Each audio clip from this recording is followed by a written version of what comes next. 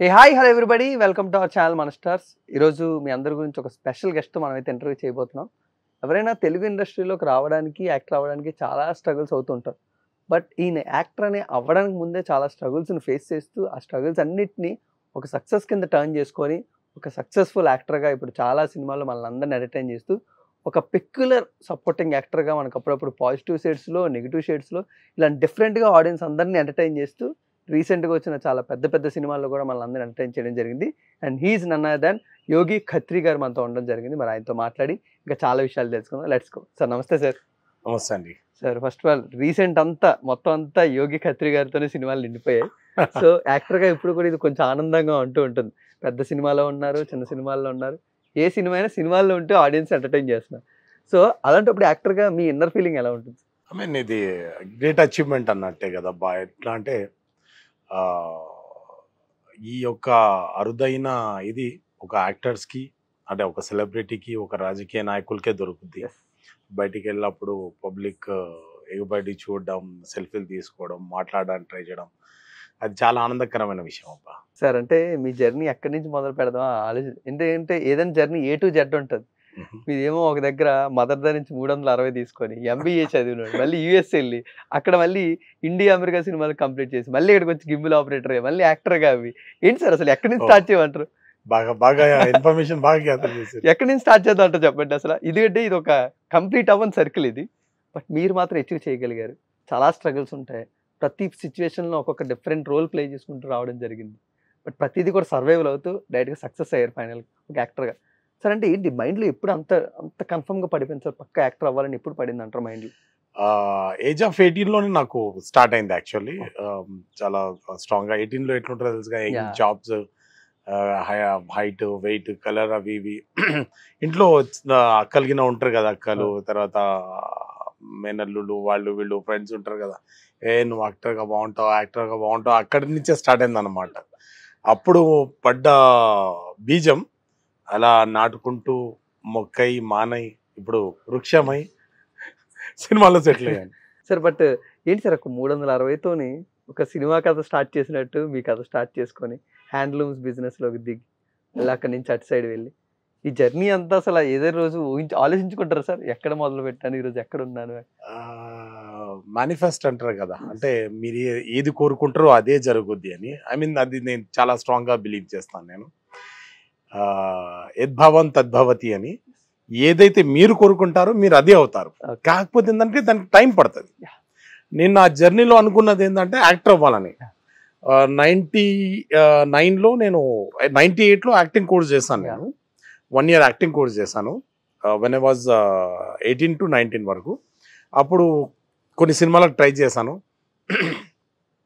Try చేసిన తర్వాత అది అప్పుడు వర్కౌట్ కాదు అని అర్థమైపోయి మళ్ళీ వచ్చి ఒక సినిమా ఇండస్ట్రీకి వస్తే స్ట్రాంగ్గా రావాలన్న భావంతో మళ్ళీ ఏజ్ ఆఫ్ 35లో మళ్ళీ ఎంట్రీ ఇచ్చాను. అంటే 19లో ట్రై చేసి ఒక 1 year ఇది కరెక్ట్ టైం కాదనేసి మళ్ళీ ఏజ్ ఆఫ్ 35లో మళ్ళీ టర్న్ బ్యాక్. Great sir. ఏంటి సార్ ఎంతమంది డైరెక్టర్లను కవర్ చేశారు? వాళ్ళందరూ ఏదో రోజు అవకాశం ఇచ్చినంత వరకు పట్టువాళ్ళం విక్రమార్కుల్లాగా ఈవి సత్యనారాయణ గారు, ఎస్వి కృష్ణారెడ్డి గారు, ఆర్జీవి గారు, కృష్ణవంశీ గారు వాళ్ళ చుట్టూలు తిరగడమే సార్, ఇంకా వాళ్ళ ఇంటి చుట్టూ తిరిగాను, చాలా తిరిగాను. ఆ మూమెంట్స్ ఎలా ఉంటాయి సార్ ఇప్పుడు రీకలెక్ట్ చేసుకొని ఆ రోజుల్లో? నాకు అనిపించింది ఏంటంటే అంటే ఇప్పుడు ఆలోచిస్తే ఆనందంగా ఉంటుంది కానీ చాలా కష్టపడ్డాను. కాకపోతే ఏంటంటే ఏజ్ ఆఫ్ 18-19లో దాని తగ్గట్టు క్యారెక్టర్స్ ఉండవని ఇప్పుడు అనుభవం అవుతుంది నాకు. అప్పుడు ఎక్కువ తిరిగినా కూడా నేను ఒక 2-3 years 4 years తిరిగితే నేను 18 నుంచి 22, 25కి 23 వరకు వచ్చేవాడిని. కానీ ఇన్ని క్యారెక్టర్లు చేసి ఉండేవాడిని కాదేమో అని నా ఇది. ఎందుకంటే ఏజ్ ఎలా ఉంటుంది, యంగ్ కాబట్టి హీరోగా ట్రై చేయాలి. హీరోగా అవ్వడం అంటే అంత ఆషామాషి విషయం కాదు. ఇదే కరెక్ట్ ఏమో ఇప్పుడు. గ్రేట్. బట్ కొండ వర్క్ చేసినప్పుడు ఏమైనా చెప్పారా సార్? ఆర్జీవి గారితో ఏమైనా షేర్ చేసుకున్నారా? అంటే అంత షేరింగ్ ఏముండదు అబ్బా. వారు వేరే ట్రాన్స్లో ఉంటారు, ఆయన వర్క్లో ఉంటారు. But I got applause from him and బాగా చేస్తారన్నారు అంతే. సార్ అంటే గింబుల్ ఆపరేటర్గా చేస్తూ కూడా ఆ రోజు ఎందుకు అడగాలనిపించింది తరుణ్ భాస్కర్ గారిని? ఆడిషన్ ఎలా ఇచ్చారు, అసలు ఎలా ఓకే అయిపోయింది? గుడ్ క్వశ్చన్ అబ్బా. యాక్చువల్లీ గింబల్ అప్పటికి నేను నాకు తెలిసి 5th మూవీ, పెళ్లి చూపులు 5th మూవీ. నాకు తరుణ్ భాస్కర్ గారిది మేకింగ్ నచ్చింది నాకు యాక్చువల్లీ. అంటే ఆయన వే ఆఫ్ మేకింగ్, ఆయన కూల్గా కూర్చొని ఎక్స్ప్లెయిన్ చేయడం, ఆర్టిస్ట్లకు దగ్గర ఉండి ఇట్లా కాదు ఇట్లా అని ఎక్స్ప్లెయిన్ చేయడం, వాళ్ళు అది ఇవ్వడం, అవన్నీ చూస్తే నాకు ఎందుకు కనెక్ట్ అయింది. ఎందుకంటే నేను ఆల్రెడీ వర్క్ చేసి ఉన్నాను కదా, అసిస్టెంట్ డైరెక్టర్గా వర్క్ చేసి ఉన్నాను. అది ఎక్కడో కనెక్ట్ అయింది. నేను వెళ్ళి అడిగాను, సార్ నేను యాక్టింగ్ చేస్తాను సార్ అంటే, అదేందుకు నువ్వు గింబాల్ ఆపరేటర్ కదా? లేదు సార్ యాక్టర్గా ట్రై చేస్తున్నాను సార్, ఇది సైడ్ బిజినెస్ అంటే లాంటిది అంటే, సరే ఒకసారి ఆఫీస్కి వచ్చి ఆడిషన్ ఇవ్వండి. ఇక మళ్ళీ తిరిగి చూసుకోలేదు నేను. బట్ ఎలాంటి అప్లోస్ వచ్చింది sir first time on screen చూసుకున్నప్పుడు దాన్ని? Great applause man. First of all cinema national award, yeah 100 days after long time 100 days cinema ఆడడం, సూపర్ హిట్ అవ్వడం, హయ్యెస్ట్ కలెక్షన్స్ అండ్ ముఖ్యంగా నేషనల్ అవార్డు రావడం. ఆ నేషనల్ అవార్డు వచ్చిన సినిమాలో నేను చేయడం అండ్ కథకి అక్కడ మెయిన్ టర్నింగ్ కాబట్టి ఐ గాట్ గుడ్ అప్లాస్. ఇప్పటికీ చాలా మంది చెప్తారు, సార్ మీరు పెళ్లి చూపులు చేశారు కదా అని. 40+ 45 మూవీస్ చేస్తున్నాను ఇప్పటికీ. అదొక స్వీట్ మెమరీ అబ్బా. సార్ అంటే నేషనల్ అవార్డు వచ్చిన సినిమాలు మీరు ఉండడం కాదు, ఎందుకో మీరు ఏదైనా ఫస్ట్ ఏదైనా ఒక డిఫరెంట్ దాంట్లో చేస్తే మీకు పక్క అవార్డు వస్తుంది. ఎందుకంటే ఒక సినిమా చేస్తే నేషనల్ అవార్డు, ఒక షార్ట్ ఫిల్మ్ చేస్తే దానికి అవార్డు, ఎందులో దిగిన ఒక అవార్డు పట్టుకొని రావాలంటారా? అండ్ నేను అసోసియేట్గా చేసిన 2 ఇండో అమెరికన్ మూవీస్ 2 కూడా అమెరికన్ అవార్డ్సే వచ్చాయి. ఐ మీన్ అందులో ఉండడం నా అదృష్టం అబ్బా. నేను చేస్తున్న వాటికి రావడం కాదు, వచ్చే వాటిలో నేను చేయడం నా అదృష్టం. బట్ నాకు ఒక క్వశ్చన్ మార్క్ ఏంటంటే సార్, దసరా చూసి మీకు సలార్ సినిమా ఆఫర్ వచ్చిన తర్వాత గుంటూరు కార్ ఇవన్నీ వచ్చినా స్టిల్ సినిమా అవగానే నెక్స్ట్ ఇంకెక్కడ ఆఫీస్ ఉంది అక్కడికి వెళ్ళి మనం ఆడిషన్ ఎలా ఇవ్వాలి, ఇదే ఉంటుంది యోగి గారి మైండ్ లో. How it is sir? అంటే ఇప్పుడు సిచ్యువేషన్ అనేది మారిపోయింది కదా సార్, ఎందుకంటే సినిమా చూస్తున్నారు, యోగి గారు ఆటోమేటిక్ గా డైరెక్టర్స్ నుంచి కాల్స్ వస్తున్నాయి, బట్ స్టిల్ మనం వెళ్ళి కలవాలి అని అంటారా? అంటే ఇంట్లో కూర్చుంటే వర్క్ వస్తుంది అబ్బా 10%. మీకు 100% వర్క్ కావాలంటే వెళ్ళి అప్రోచ్ అవ్వాలి. వెళ్ళి అప్రోచ్ అయినంత మాత్రాన మన కిరీటం ఏం పడిపోదు కదబ్బా, దాంట్లో ఉన్న వజ్రవైడూర్యాలు ఏం రాలిపోవు కదా.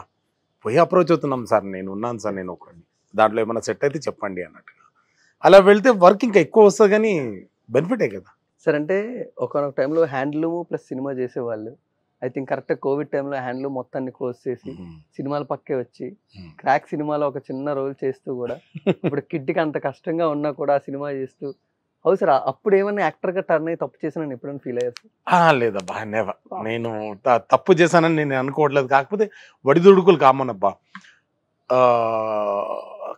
కరోనాలో చాలా మంది దెబ్బతిన్నారు, ఫైనాన్షియల్గా చాలా మంది దెబ్బతిన్నారు, అందులో నేను ఒకడిని. కాకపోతే ఏంటంటే కరోనా తర్వాత ఒక మూవీకి చిన్న ఇంజురీ అయ్యాను నేను. Injury in the sense hero గారు నాకు తన్నపోతే అది బ్యాక్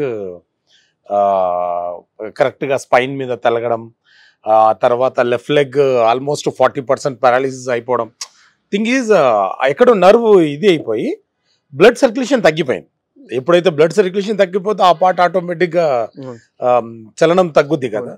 అలా నేను ఒక 1.5 year బాధపడ్డాను. నేను దసరా చేసే టైంలో అప్పుడప్పుడే బయటపడుతున్నాను నేను అందులోంచి. బట్ గాడ్ బ్యాక్, దేవుడి దయ, మళ్ళీ ముందున్నాను సార్. ఆ రోజు అంటే మీరు ఇప్పుడు నమ్మినట్టే డెస్టినీ అని ఒకటి ఉంటుందని, ఆ రోజు సముద్రకని గారు ఆ మాటలు ఎందుకు అన్నారు? భారతీయుడిలో నేను ఒక సైడ్ క్యారెక్టర్, ఇప్పుడు భారతీయ 2లో మెయిన్ విలన్.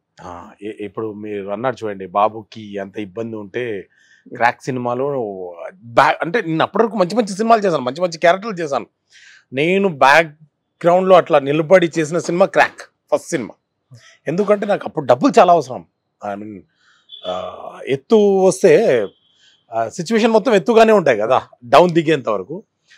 ఫైనాన్షియల్ కండిషన్ ఒకటి. ఆ టైంలో తట్టుకోలేక నేను సముద్రకని గారిని, సార్ ఇది సిచ్యువేషన్ అంటే ఆయన చెప్తారు, లేదు బాబు నేను భారతీయుడిలో ఇలా జూనియర్ ఆర్టిస్ట్గా చేశాను, ఇప్పుడు 2లో నేను విలన్ అని. అప్పుడు నేను బ్యాక్గ్రౌండ్లో వర్క్ చేశాను. నేను ఆ సార్కి వెనకాల కట్ చేస్తే విమానంలో నేను విలన్, ఆయన హీరో. మీరు ఆయనకి బాస్ 10,000 ఇవ్వండి ఎవరు వెళ్తే చాలా బాధపడ్డా. మీరు అన్నారు కదా డెస్టినీ అని, దట్ ఈస్ డెస్టినీ. బట్ యోగి గారికి ఎలా పాసిబుల్ అవుతుంది సార్? ఎందుకంటే ఇలా వస్తారు స్క్రీన్ మీదకి, సలార్లో ఒక ఇంపాక్ట్ వదిలి వెళ్తారు, ఇలా వస్తారు దసరాలో ఒక ఇంపాక్ట్ వదిలి వెళ్తారు, ఇలా వస్తారు గుంటూరులో ఒక ఇంపాక్ట్. ఏంటి యోగి గారితో ఉన్న సీక్రెట్ ఏంటి? స్క్రీన్ స్పేస్ ఎంత తక్కువ ఉన్నా పర్లేదు, సినిమా అంతా గుర్తుండిపోయేలాగా యాక్ట్ చేసి వెళ్ళిపోతారు. అది కళామ తల్లి ఆశీర్వాదమే అబ్బా. I can't say anything. అంటే నేను గొప్పగా చేస్తాను, గొప్పగా యాక్ట్ చేస్తాను అని చెప్పేదానికంటే గురువులు, డైరెక్టర్లు అంత బాగా చేయించుకుంటారు, రైటర్లు అంత బాగా రాస్తారు, అండ్ డిఓపిలు అంత అద్భుతంగా నన్ను చూపిస్తారబ్బా. బట్ ఏంటి సార్, ఎక్కడ సార్ మీ ఇద్దరికి అంత క్లోజ్ ఫ్రెండ్షిప్ అయింది? త్రివిక్రమ్ గారికి మీకు 4 సినిమాలు చేసేస్తున్నారు డైరెక్ట్ గా, అయిపోయి ఆల్మోస్ట్. అంటే క్లోజ్ ఫ్రెండ్షిప్ అని ఏం లేదు, వాళ్ళు గురువులు, మనం శిష్యులం. కాకపోతే ఏంటంటే వారితో వర్క్ చేయడం నాకు చాలా ఆనందకరమైన విషయం. వారి వర్క్ చాలా సింపుల్గా ఉంటుంది, ఇంపాక్ట్ఫుల్గా ఉంటుంది. మీరు చూసారు కదా ఎన్ని సినిమాలు. యాజ్ అన్ రైటర్ వారు ఒక అద్భుతమైన గురువులు. వాళ్ళ మాటల వడవడితో అసలు మంత్రముగ్ధుల్ని చేస్తారు. వాళ్ళతో వర్క్ చేయడం నా పూర్వజన్మ సుకృతం, ఆ కళామ తల్లి ఆశీర్వాదం. ఫ్రెండ్షిప్ అన్నది చాలా పెద్ద మాట. అది వాళ్ళు మాకు తండ్రి లాంటి వాళ్ళు. వాళ్ళు ప్రొడ్యూసర్ కమ్ డైరెక్టర్స్, మాకు ఫుడ్ పెడుతున్నారు గురువులు. బట్ ఎలాంటి డిస్కషన్స్ జరుగుతాయి సార్? ఇఫ్ ఇన్ కేస్ ఆయన పిలిపించుకొని రోల్ గురించి చెప్పినప్పుడు కానీ, ఏదన్నా అడుగుతున్నప్పుడు ఏం చేస్తున్నావు యోగి గారు అన్నప్పుడు ఎలాంటి డిస్కషన్స్ అవుతాయి మీ ఇద్దరు మధ్యన అన్నట్టు? Sir first of all cool. విషయం ఏంటంటే ఆయన మనిషి కడుపు చూస్తాడబ్బా. త్రివిక్రమ్ గారు మనిషి కడుపు చూస్తారు. ఆయన వర్క్ ఇచ్చేటప్పుడు బయట 10 రూపాయలు ఇస్తే ఆయన 11 రూపాయలు ఇప్పిస్తాడు. నాకు ఒక్కడికే కాదు, అందరికీ అంతే. అండ్ డిస్కషన్స్ అంటే పెద్ద డిస్కషన్స్ ఏముండవు. అసలు వాడిని చూస్తుంటేనే టైం అయిపోద్ది. వాళ్ళు ఆ సెట్లో ఉండి వాళ్ళు రామాయణ భాగవత ఘట్టాలు, మహాభారత ఘట్టాల్లోని విషయాల్ని తీసి ఇప్పుడు చేస్తున్న సిచ్యువేషన్కి దాన్ని కలిపి ఆ డైలాగ్స్ని మన మైండ్లో మనకు తెలియకుండానే ఫిట్ చేస్తారు. ఇప్పుడు వెంకటేశ్వర స్వామి దగ్గరికి పోతాం అబ్బా, చూసుకుంటూ మంత్రముగ్ధులు అయిపోతాం. అసలు ఏం అడగాలో గుర్తుండదు. త్రివిక్రమ్ గారి ముందుంటే అది చూస్తే చాలా డిస్కషన్ దాకా అవసరం, వారిని చూసుకుంటూ ఉండిపోతాం అంతే. బట్ ఇప్పుడు మీకు టఫ్ క్వశ్చన్ సార్, ఆయన చేసిన 4 సినిమాలు మీకు బాగా ఇష్టమైన రోల్ అంటే ఏం చెప్తారు? గుంటూరు కారం, అలా వైకుంఠపురం, ఇలా 4 సినిమాల్లో చూసుకుంటే మీకు బాగా నచ్చిన రోల్? అలా వైకుంఠపురం, గుంటూరు కారం, అరవింద సమేత అండ్ యాడ్ ఒకటి. అవును సార్. అన్నిటికీ ఇంకొకటి ఇక్కడ ఇంకొక విషయం ఏంటంటే సముద్రఖని గారితో చేశాను కదా. అలా వైకుంఠపురంలో సముద్రఖని గారు నన్ను చంపేస్తారు. ఒక దగ్గర ఇట్లా తాడి వేసి గుంజి చంపేస్తారు.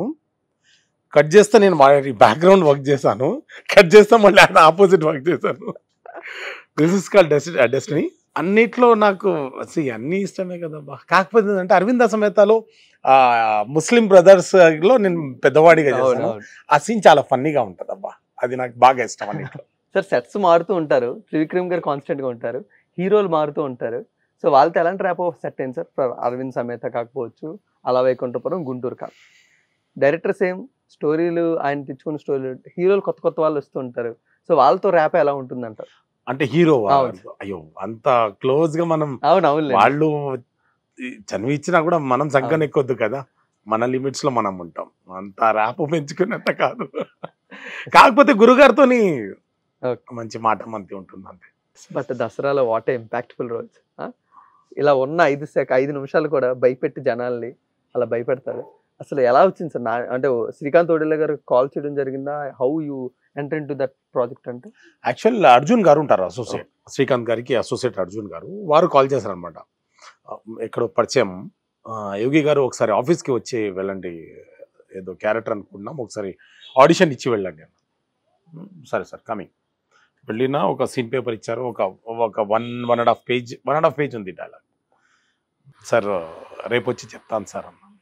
అప్పుడే వేరే సినిమాకి ఒక ఆఫీస్కి వెళ్ళేది ఉండే అనమాట. వాళ్ళు అన్నారు ఇప్పుడు చెప్పి వెళ్ళండి కదా. నేను అన్నా సార్ ఇంత పెద్ద డైలాగ్ ఇమీడియట్లీగా చెప్పాలంటే కొంచెం కష్టం, నాకు కొంచెం టైం ఇవ్వండి సార్ అనేసి ఒక 10 సార్లు చదువుకున్న తర్వాత ఫీడ్ అయిపోద్ది. మళ్ళీ ఇంటికి వెళ్ళి మళ్ళీ దాని మీద హోంవర్క్ చేసి మళ్ళీ ఇమీడియట్లీ ఆ రోజు మీటింగ్ ఉండే, ఆ మీటింగ్ అటెండ్ చేసి మళ్ళీ ఇంటికి వెళ్ళి హోంవర్క్ చేసి సెకండ్ డే మార్నింగ్ వచ్చి చెప్పేశాను. మైండ్లో ఏం రన్నింగ్ అయిందంటే నానిగారి హీరో, పెద్ద బడ్జెట్ అంట, అందులో మనకు అసలు క్యారెక్టర్ వస్తుందా, వచ్చిన ఏముంటుందిలే చిన్నది ఏదో ఉంటుంది అనుకున్నాం. బట్ నేను గురువు గారి తర్వాత నేను రుణపడి ఉన్నానంటే శ్రీకాంత్ ఓదెల గారికి.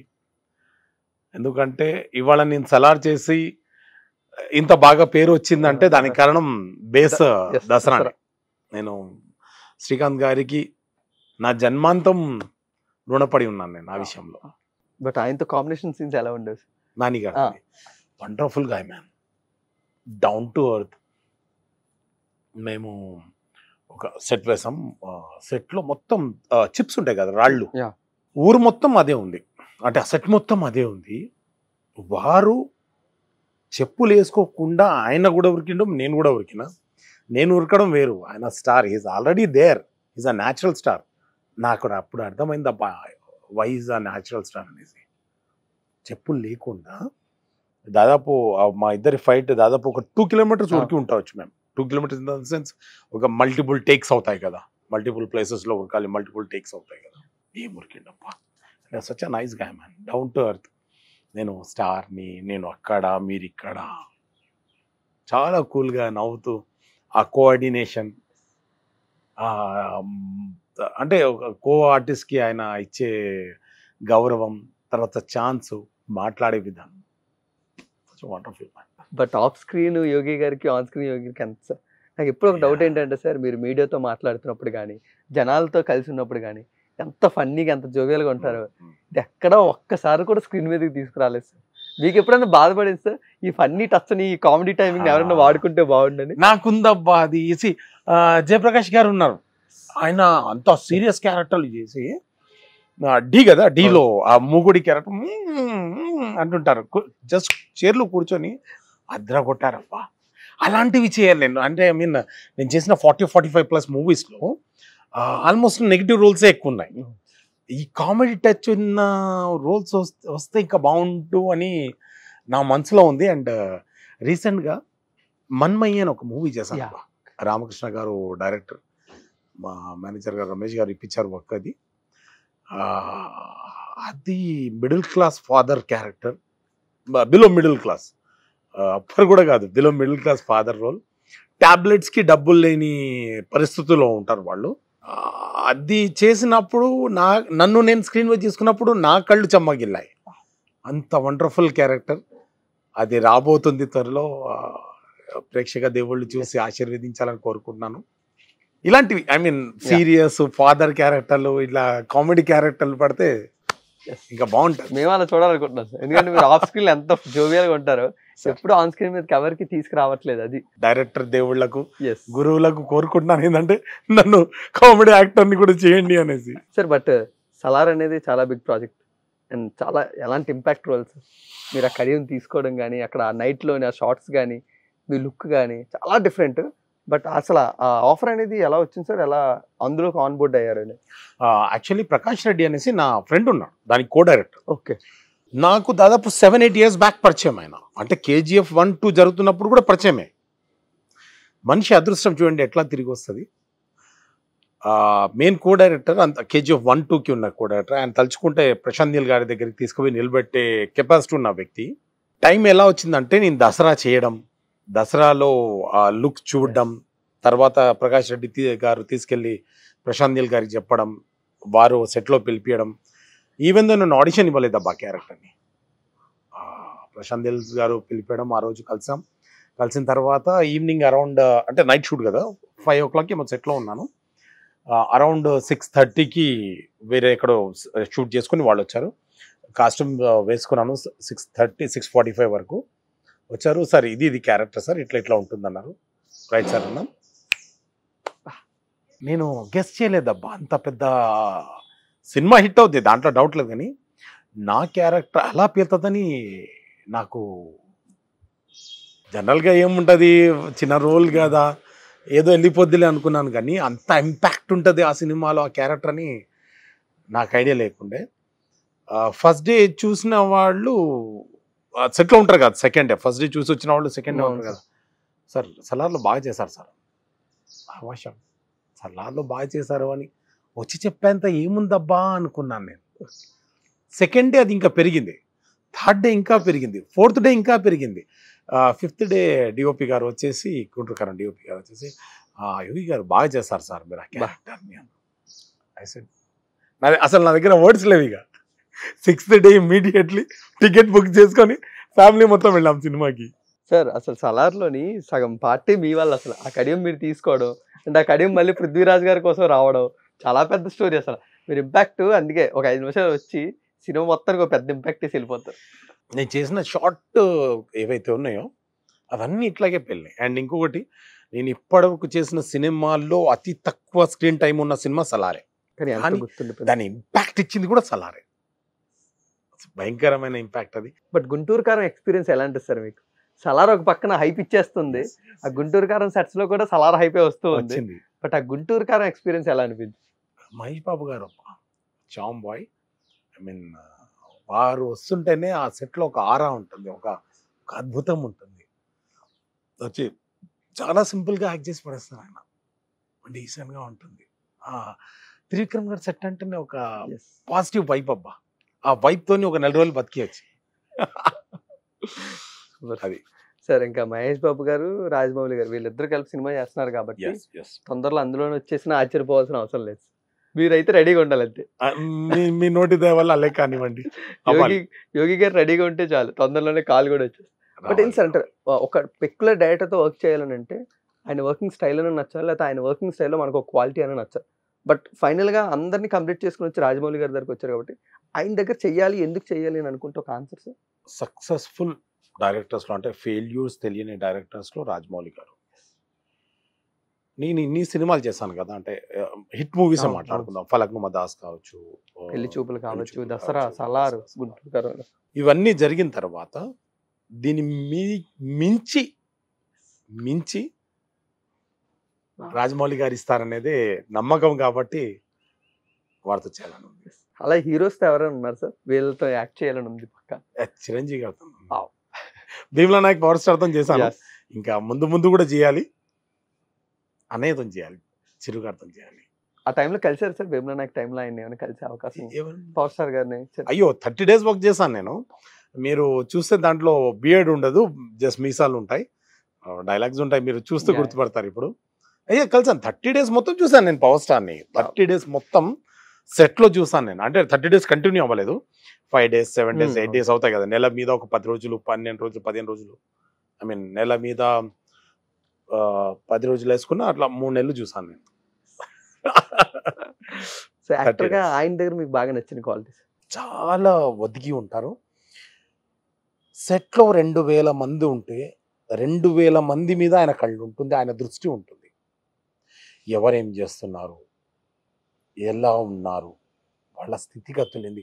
నేను లైవ్లో చూసింది ఏంటంటే, కొంతమందిని పిలిచి జూనియర్ ఆర్టిస్ట్ ఉంటారు కదా, కొంతమందిని పిలిచి మీ ఊరేది, ఇలా ఎందుకు చేస్తున్నారు, మీరేం అవ్వాలనుకున్నారు, ఇలా అడిగి తెలుసుకొని కొంతమందికి సాయం చేయడం మేము చూసాం.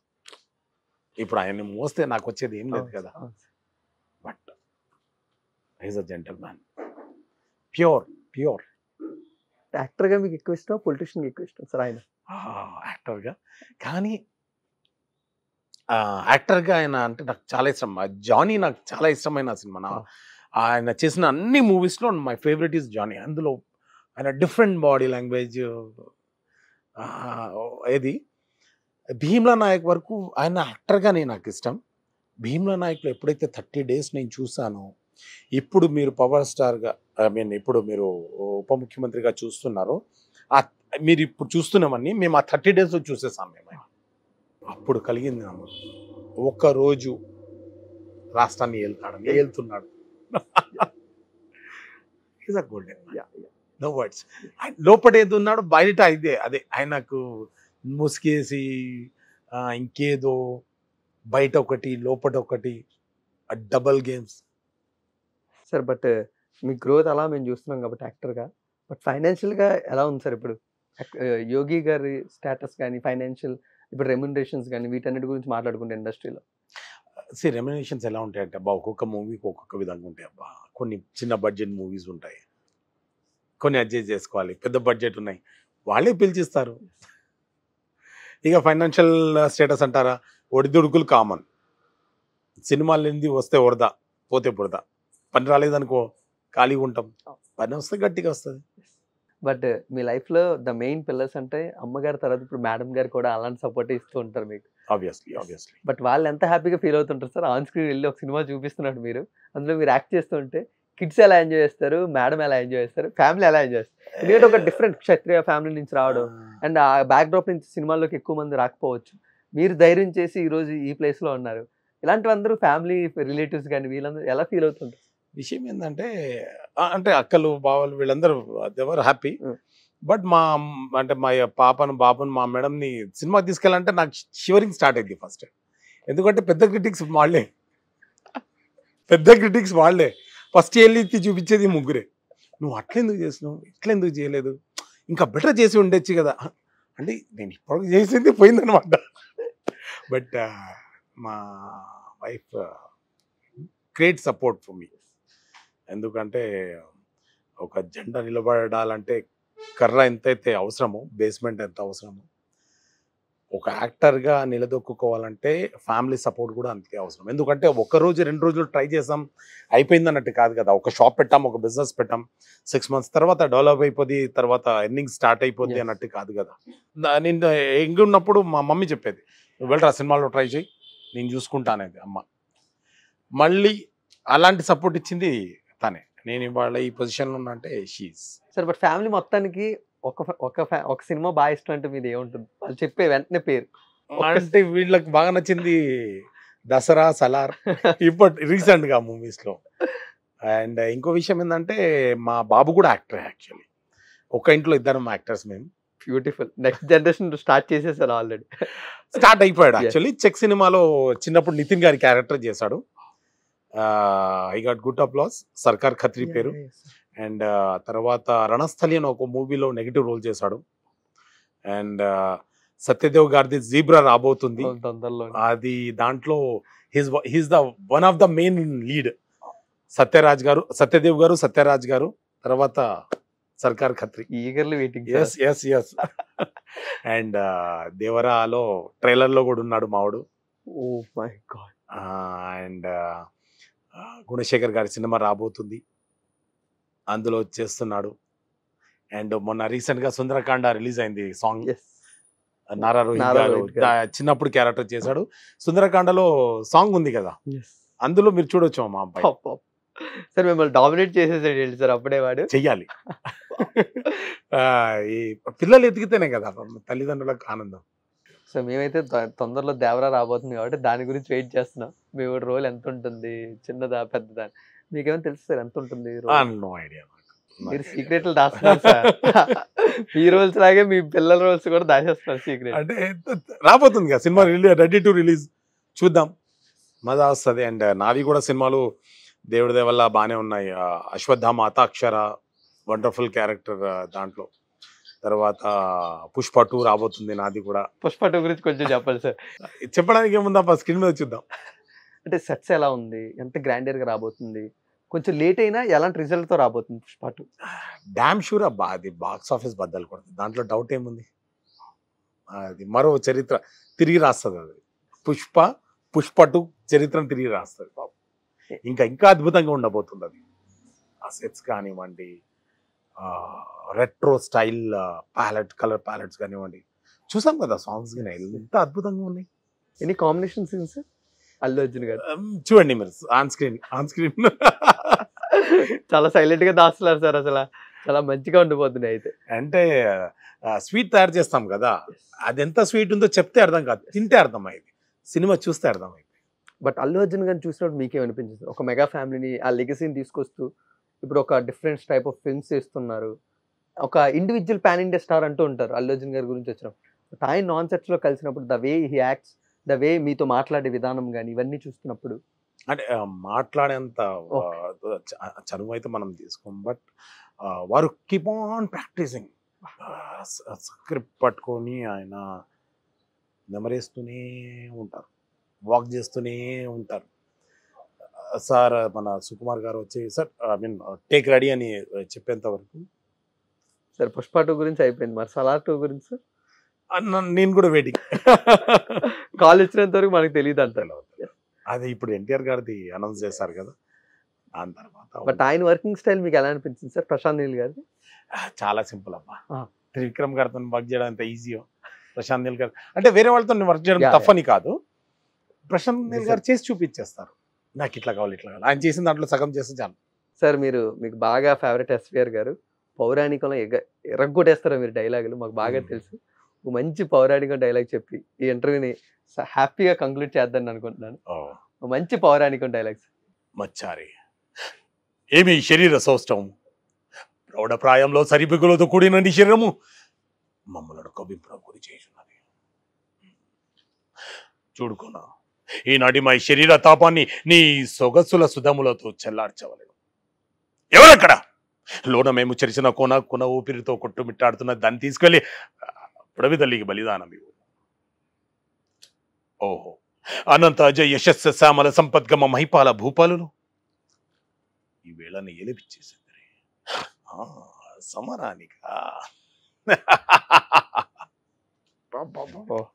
అంటే గ్రేట్ డిక్షన్ సార్. అసలు మీకు తెలుగు పట్టు, ఆ పదాల మీద ఉన్న పట్టు, ద వే మీరు చెప్పేది విధానం, ఇలాంటి ఒక పౌరాణిక రోల్ గురించి చాలా ఈగర్గా వెయిట్ చేస్తున్నారు. అయ్యో సార్ రావాలి కానీ సార్ జీ జాల్ లగాకి కామ్ కరి, మనసు పెట్టి కాదు సార్, ప్రాణం పెట్టి పనిచేద్దాం. I'm really eagerly waiting for that moment sir. అది రాజమౌళి గారి సారథ్యంలో అది జరగాలని కోరుకుంటున్నాను. తిరుపతి సార్ మీ ఇద్దరు కాంబినేషన్లో అలాంటి డైలాగులు వస్తూ ఉంటే. బట్ ఇప్పుడు జరిగిన ఏదైనా మేనిఫెస్టేషన్ గట్టిగా ఉందో సార్ ఇప్పుడు నెక్స్ట్ ఇది చెయ్యాలి అనుకున్నాను, ఇది తప్పకుండా జరుగుతుంది అన్నట్టు? అంటే నేను చిన్నప్పుడు నేను యాక్టింగ్ కోర్స్ చేసేటప్పుడు 1998 మన చేసేటప్పుడు అనుకున్నాను ఒకటి, ఏమని అంటే నేను ఎవరు అనుకుంటుంటే విన్నాను అమెరికా వెళ్ళి ఇట్లా యాక్టింగ్ కోర్స్ చేస్తే చాలా అవకాశాలు వస్తాయి. అప్పుడు 99లో అనుకున్నాను, 2009లో వెళ్ళాను. Wishing a great success sir. Thank you so much. చాలా వాల్యుబుల్ కన్వర్జేషన్ జరిగింది, ఎన్నో కొత్త విషయాలు తెలుసుకున్నాం అండ్ చాలా సినిమాలతో రెడీగా ఉన్నారు. మిస్టర్ సెలబ్రిటీ కానీ, మన్మయి కానీ, పుష్ప 2 కానీ, సో ఇలాంటి మంచి మంచి పాత్రలు చేస్తూ మమ్మల్ని ఎంటర్టైన్ చేస్తూ మమ్మల్ని నవ్విస్తారు అని తొందరలో కోరుకుంటూ సెలవు తీసుకున్నాం sir. Thank you so much.